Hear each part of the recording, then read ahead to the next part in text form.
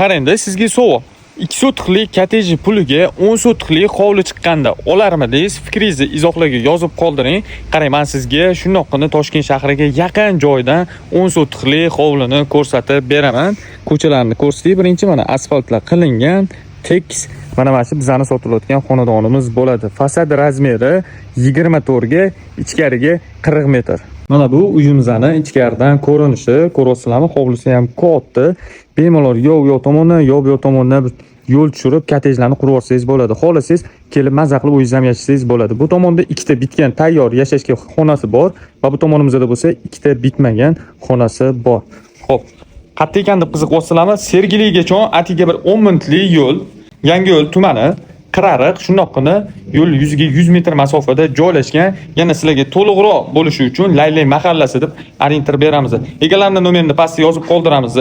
Narxini $115 ming so'rashyapti. Yana kelib savdolasangiz, sunnatiga kelishtirib beramiz deb aytishdi. To'liq aytsa Telegram kanalimizda.